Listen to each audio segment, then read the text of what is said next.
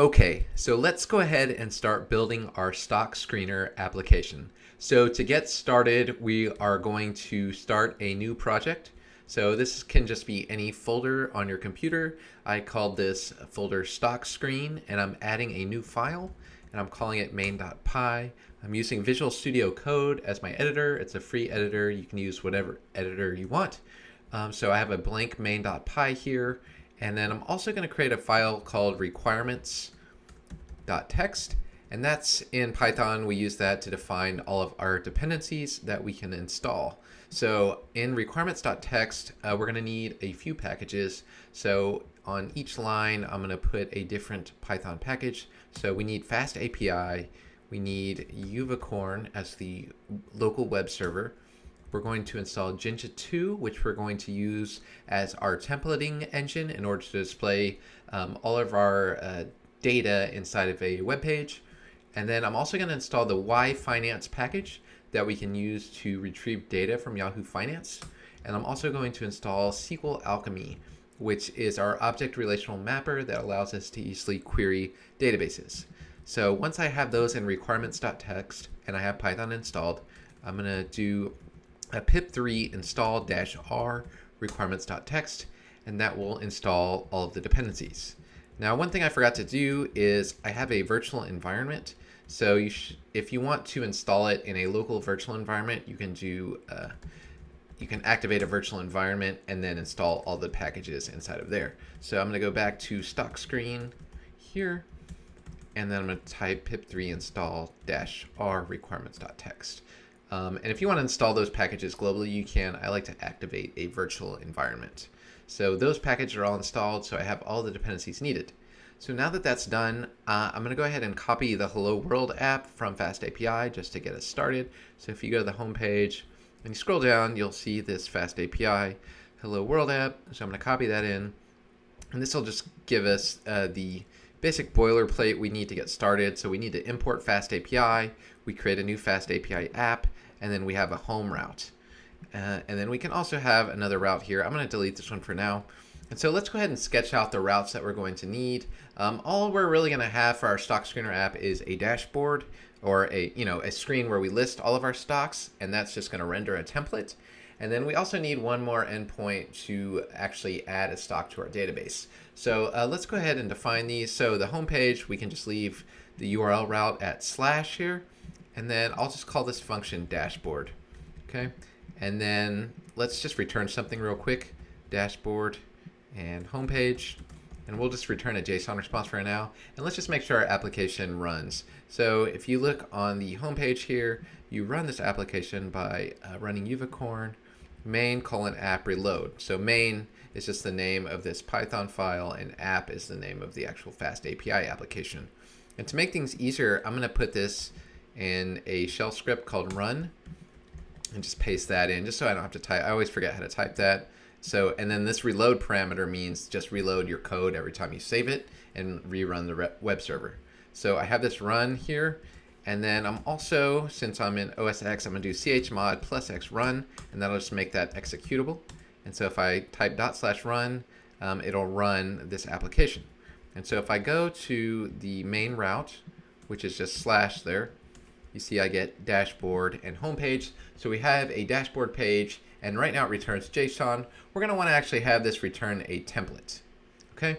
So the next route we're going to create is one for creating a stock. So this app.get means a get request for the base route here returns this JSON. But we're going to also want another route called app. And then we're going to accept a post. So when you create a new record, you want to make a post request. So we're going to post to a route, and then in our URL, this is going to be posting to /stock, and that's going to add a new stock to our database. And so this function we can call create stock. Okay, and then once we do that, I'm going to return just a basic response here before we fill this in. So I'm going to return code success and message stock created. Okay, and I'm going to use a client called Insomnia just to test this out so we can make a post request. And if you've never used this before, it just lets you make HTTP requests. You can use curl or another command line utility to do this. So I'm going to make a request to localhost 8000 and then post it to /stock. And so if I post it, you can see I get success and stock is created. So this is our request. So we're sending JSON data. So I'm selecting type JSON, and then I'm sending it a symbol of MO, which it doesn't matter what I send right now. Actually, I haven't even defined this. This is left over from when I was testing this earlier. So let's say I just send some empty JSON here. So key and then some value. It'll accept anything right now because we're not validating anything. So I just post it. And it's always going to tell me stock is created. So we have a get endpoint and a post endpoint now. So that's really all we need. So I'm going to document this real quick with some triple quoted strings. Okay, and so displays the stock screener dashboard /homepage. And I'm also going to add another doc string here just to document what this does. I'm going to say creates a stock and stores it in the database. Okay. And then if I go, you can see how FastAPI, if I go to /docs, you can see, look at that. I already have dashboard and create stock. It's already done this. And so it's picked up my doc strings. So we have some documentation already made without us having to write it. And it's also available on the web. So if we make a product, we can just publish this documentation on the web. We don't need to have someone maintain this documentation. It's automatically generated. Okay, now that we have some basic routes and responses, let's see if we can go ahead and display some HTML instead of a JSON response here.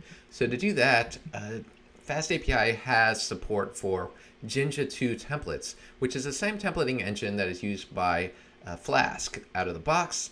You can use React or some other fancy JavaScript framework if you want. I don't want to spend too much time on front-end tooling right now, even though I am capable of doing that. I want to just display stuff in a plain-looking HTML template and not get NPM packages involved in all of that, since that's not what this tutorial is about.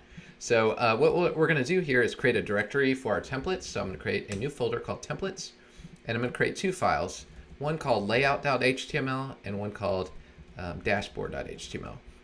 Now the overall layout is going to be the overall structure of our HTML document for our web application. So I'm going to make an HTML head and body. So I'll do stock screener as the title. Okay, and then I'll also make a body here. And then I'm going to say welcome to, no, I'll do H2 and I'll just do stock screener. Okay, and then we can display that. And then under dashboard, this is where we'll display this is the overall like shell of our layout, but then we're also going to display, inject specific content for each page into some placeholders here. And so the way you do that is you create a block. And so I'm just going to call this block content. So we have these special tags here. And so this is block content. And then I put end block, right? And so basically any page can use this overall layout and inject its own content in this particular spot on the web page. So dashboard here, what we need is extends, and we do extends layout.html. And so that means use this layout here, and then we define what the content block looks like for this particular template. So I'm going to do block content end block, and I can say, hello, this is the dashboard page, right? And so we have two templates here to render a web page, but we're not actually using these templates yet. We have to tell FastAPI where these templates are and to actually use them. So what we're going to do is go back into our main.py, and we want to tell this dashboard route to use those templates. So what we need to do is we need a couple of imports to let us use Jinja 2 templates. So what I'm going to do is from FastAPI.templating import Jinja 2 templates, just like that, and then we'll have support for Jinja 2 templates. So now that we've imported Jinja 2 templates, we can tell FastAPI to use templates and return a template response instead of just returning JSON. So how do we do that? So the first thing we need to do is tell this Jinja 2 templates where the templates are. So I'm going to do it outside of this function. I'm going to say, we're just going to set a global template directory that all our functions can use. So I'm going to say templates equals Jinja 2 templates. So it's a new object there, and I'm going to say directory equals templates. So this tells it to look inside of this templates directory. And then instead of return dashboard homepage, what I can do is tell it to return templates.templateResponse. And then I give it the name of the template. So I'm going to say use dashboard.html. And then, yeah, let's see what that does. So I'm going to go back to my dashboard. And actually in the source code repository, I call it home.html. So I'm going to call these things home. You can call them dashboard if you want. I'm just going to use home.html just so it matches the GitHub code I already pushed for you. And then what else do we need? I'm going to call the function home as well. And I think I'm missing one thing here.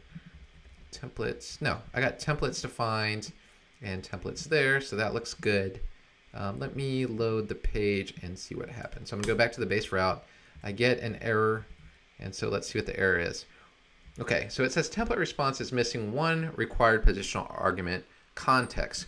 So the one additional thing this requires is a reference to the request that comes in. So to do that, it's very easy. You just want to import request also from FastAPI. And then the second parameter here is a dictionary. So I define a dictionary here, and there's a couple keys we need. What we need is a request object. So I'm going to do a key called request and pass it a reference to request. Okay, and so the request is received by the home function here. And so when we receive that, it's called a request, and it's of type request. So this basically gives us an object of type request that has some details about the request that came in. And when we render the template response, it requires this context here. And it also allows us to define whatever variables we want to pass from this function over to the template. So if I define something called SumVar and call it 2, for instance, or give it a value of 2, if I go inside of the home.html template, I can say the value of SumVar is, and then you use these placeholders here, SumVar, and it should display the number 2 there. So I'm going to do that. We're going to reload it. And so now you can see we have this stock screener, which is part of the layout, right? This is the H2.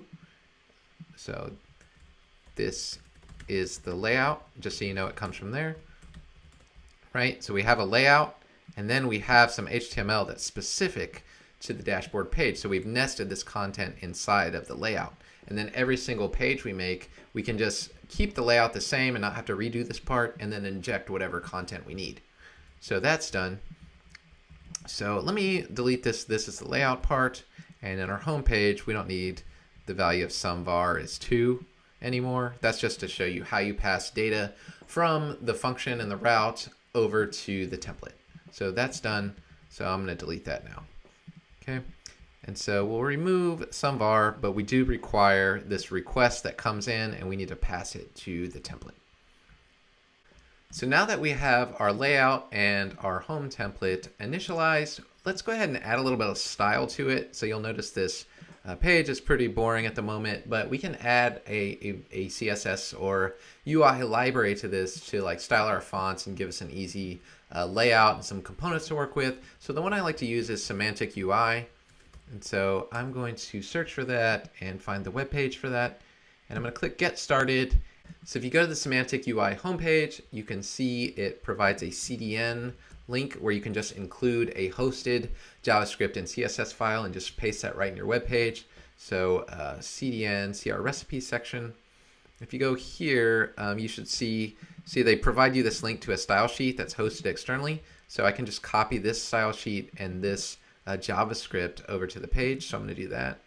So I'm going to copy that, and I go to layout.html, and in the head here, I'll just put this style sheet, and that comes from JS Deliver, which is a CDN. I'm also going to copy semantic min.js, which is some JavaScript it depends on. And also, I think we need a copy of jQuery as well for this to work. So if you go back to getting started, you'll see it gives you a link to the latest version of jQuery. Some people don't like to use jQuery. You don't have to. You can use plain JavaScript or whatever you want. I'm going to go ahead and use it here and paste it in. So I'm going to copy that script as well, and I'll just put it up here above Semantic UI. And so now we have access to jQuery in case we want to use that.